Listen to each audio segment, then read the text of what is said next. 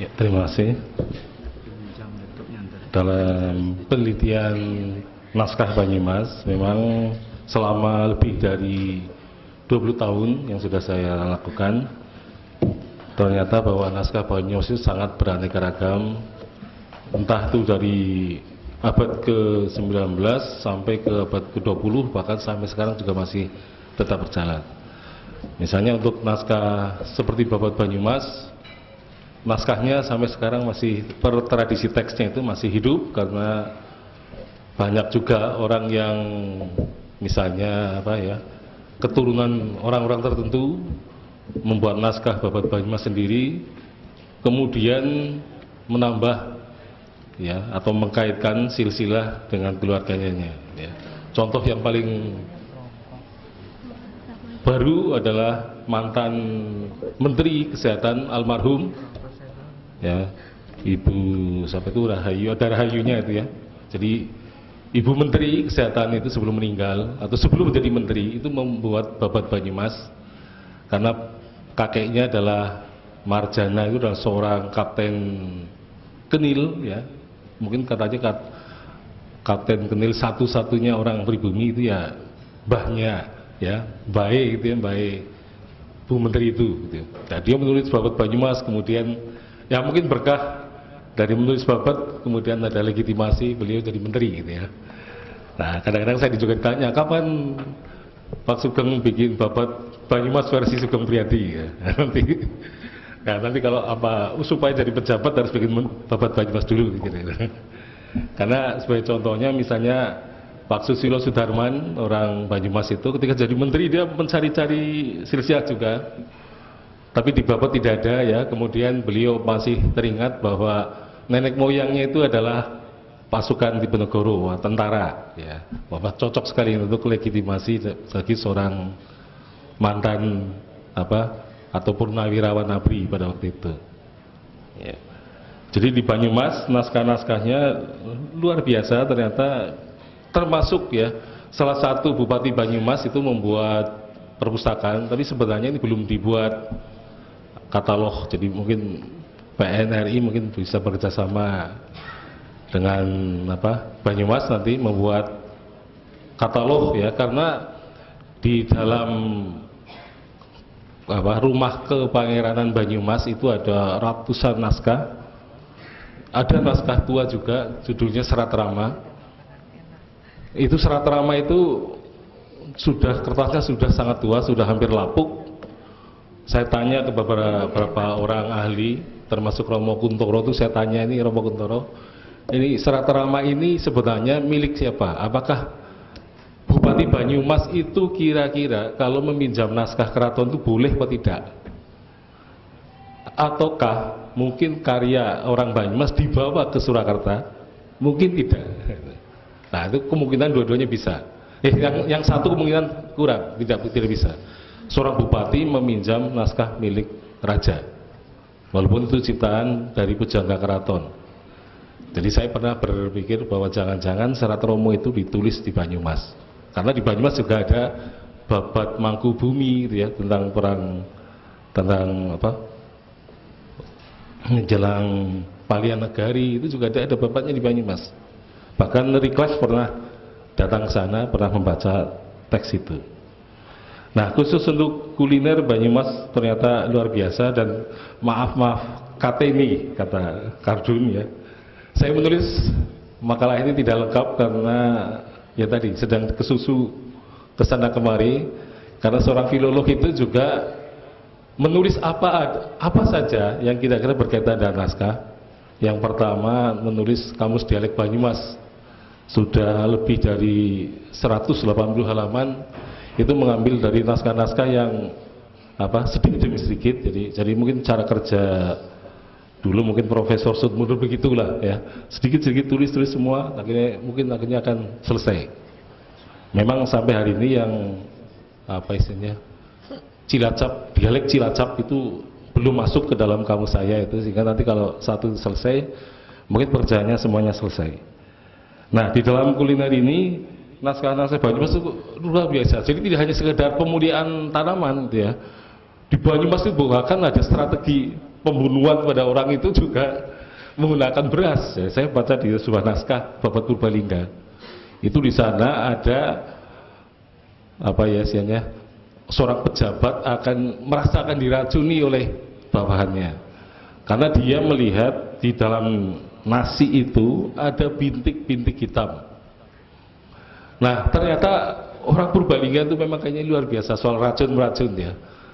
Nah, itu racun itu dibuat dari nasi yang sudah busuk, kemudian entah bagaimana ada prosesnya, itu ada pernah dijelaskan itu.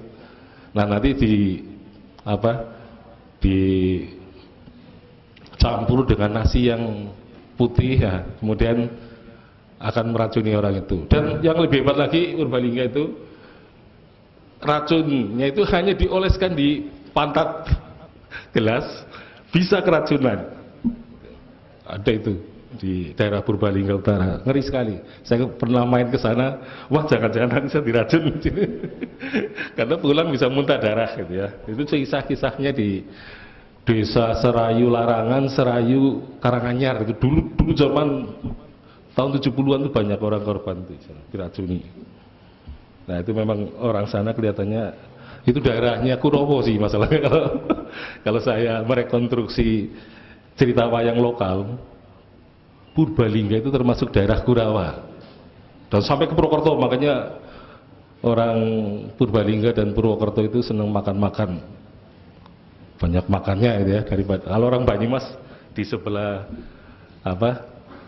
selatan Sungai Serayu itu lebih sering prihatin lah. Nah, ini juga kaitannya dengan beras ya. Ternyata saya karena selama ini meskipun sudah guru besar masih juga beli beras ke pasar, membandingkan harganya, kemudian beras yang baik bagaimana gitu ya. Ternyata beras yang dihasilkan dari sistem irigasi yang airnya dari Gunung Slamet itu berasnya pasti akan putih warnanya. Berbeda dengan beras yang dialiri irigasi dari Sungai Serayu. Karena Sungai Serayu itu airnya coklat dan nanti berasnya akan coklat juga. Apalagi kalau sudah di Magicom 2 hari itu sudah warna coklat. Tapi kalau yang di utara yang dari Gunung Slamet itu nasinya masih tetap putih. Jadi perbandingan pengalaman saya beli beras, saya selalu tanya, oh ini kalau berasnya coklat pasti dari daerah selatan. Ya, ini jadi pengalaman, karena saya juga beli beras, kadang-kadang juga napeni juga napis gitu jadi sudah terlatih. Jadi pikiran saya kalau makan kok ada beras, ada batunya, ada pasirnya, rasanya sudah nggak mau makan lah. Makanya saya selalu menapis sendiri beras yang saya beli. Nah, terus soal, jadi sebenarnya kota Purwokerto itu sebenarnya bukan kota awal mulanya. Saya juga sedang merintis sejarah kota, terutama Purwokerto, Banyumas, Sokaraja itu, karena Sokaraja itu sebagai penyangga 2 kota itu.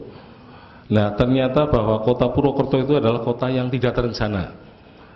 Jadi kota itu sebenarnya merupakan daerah pertanian yang sangat subur karena ada 2 sungai di kanan kirinya yang kemudian dibuat bendungan. Nah, dari bendungan itu kemudian teraliri dan menghasilkan sungai lebih dari 30 sungai dengan cabang-cabangnya. Dan itu ternyata bahwa itu termasuk salah satu bagaimana Purwokerto tidak menjadi banjir ya, karena airnya sudah dibagi-bagi ke sana kemari. Nah, sehingga kemudian kota itu sebenarnya dulu daerah pertanian yang sangat subur, maka di sana ada jenis-jenis juga padi-padi yang sudah hilang ya. Yang paling terkenal dulu adalah beras grendeng. Mungkin jangan-jangan karena ada kampus Unsud, beras grendeng ini hilang dari peredaran sejarah. Dan mungkin nanti perlu ada penelitian jenis-jenis beras Banyumas yang sudah hilang dari sejarah. Nah, ini contoh dari beras. Kemudian dari ikan tadi ya, ikan tambra itu di Banyumas tidak boleh dimakan, terutama di daerah aliran Sungai Pekacangan dan Sungai Kelawing di Purbalingga. Saya tidak tahu, saya dulu pernah meneliti tapi lupa kesimpulannya bahwa mengapa ikan tambra itu dilarang. Dan di Banyumas memang ada beberapa pantangan makanan. Yang pertama, orang Banyumas tidak boleh makan ayam hutan, ayam alas. Karena ternyata dilihat dari kekerabatannya, orang Banyumas itu dulu keturunannya ayam buruk gitu ya. Jadi itu masih saudara sebenarnya, saudara. Karena ada kepercayaan totemis pada masyarakat Banyumas. Nah, di situ mengatakan bahwa kemungkinan karena Pangeran Majapahit itu adalah kerabat laki-lakinya ayam buruk, maka kemudian orang Banyumas tidak boleh membunuh dan memakan ayam hutan.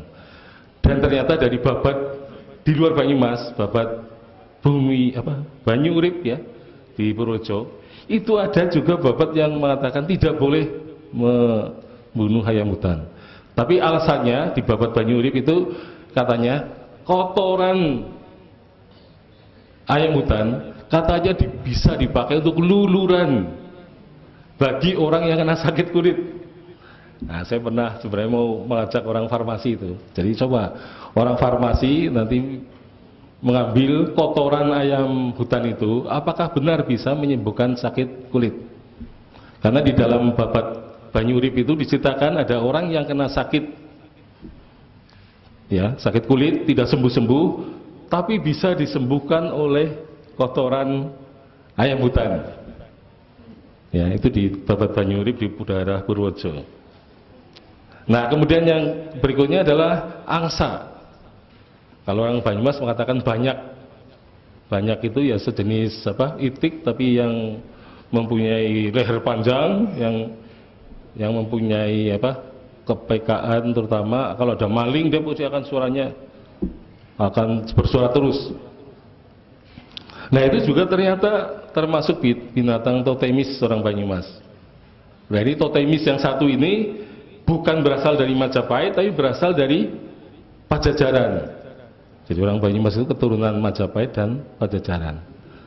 Nah, Pangeran Pajajaran ini ya menggunakan nama banyak gitu ya. Banyak Cotro, banyak Ngampar gitu. Kemudian berubah menjadi Gagak Ngampar gitu ya. Nah, itu kemudian nama banyak ini dibawa ke Banyumas, kemudian bupati-bupati di Pasir Luhur itu juga menggunakan banyak. Terus nenek moyang ini kawin dengan bupati yang berasal dari bawahan Majapahit, itu juga terahnya atau klaimnya banyak. Dan sepanjang hidup saya di Banyumas itu belum pernah kakek saya, bapak saya, paman saya, dan saya sendiri belum pernah menyembelih angsa itu. Ya, karena binatang itu memang tidak boleh disembelih. Saya pernah diceritani oleh orang Wonosobo, katanya, wah yang namanya daging angsa itu enak sekali. Ya, saya bilang, wah ibu, kalau saya sih lebih baik nggak usah makan lah. Ya, saya pernah ditawari daging angsa itu, katanya enaknya bukan main. Tapi maaf ya, saya orang Banyumas katanya tidak boleh turun temurun memakan daging angsa. Dan memang selama saya hidup belum pernah. Kalau telur angsa mungkin digoreng ya, tapi kalau angsanya belum pernah menyembelih. Jadi itu pantangan. Nah, kemudian ada lagi soal anjing ya. Ternyata anjing pun termasuk makanan yang mungkin sudah sangat terbiasa di dalam masyarakat Jawa. Mungkin dari Majapahit, negara Kertagama itu menyebut bahwa anjing itu termasuk jenis-jenis daging, salah satu jenis daging yang dikonsumsi oleh masyarakat bawah. Kalau yang atas itu sapi dan kerbau gitu ya. Tapi kalau yang untuk bawah itu biasanya anjing. Nah, tapi sebenarnya anjing ini adalah sebuah pengganti gitu ya. Jadi mungkin orang Banyumas dulu ya istilahnya kanibal juga ada rasa kanibal. Karena buktinya Bupati Pasir Luhur itu pokoknya saya ingin makan daging dan darah dari Kamandoko itu. Nah, berarti kemungkinan orang Banyumas dulu ya terbiasa makan daging dan darahnya seseorang gitu. Tapi kemudian dalam babat itu kan disiasati, yang disajikan itu bukan daging dan darahnya Kamandoko, tapi darah dan hatinya anjing gitu ya. Ketika bupati itu makan, saya merasa sangat puas memakan darah dan hatinya Kamandoko itu. Tapi kok rasanya kok seperti daging dan darah, hati dan darahnya anjing gitu ya. Ya memang kalau rasanya begini seperti anjing, ya memang Kamandoko itu memang kayak anjing gitu. Jadi ternyata bahwa dalam babat itu ada simbol anjing itu sebagai misalnya saling istilahnya saling wah dasar kamu anjing, kamu dasar anjing, sama-sama itu ya. Jadi saling gertak gitu kan. Dan ternyata itu merupakan salah satu jadi saya menemukan babat Pak Twasir di Banyumas itu, ternyata itu ada simbol binatang-binatang yang dipakai oleh tokoh utamanya. Pertamanya itu banyak, kedua itu Kamandoko ya, banteng. Terus yang berikutnya adalah jago, kemudian anjing, dan kemudian yang terakhir lutung. Jadi itu kelihatannya setelah saya analisis simbol-simbol itu ternyata menunjukkan bahwa sebenarnya penamaan menggunakan nama-nama binatang itu merupakan proses pendewasaan.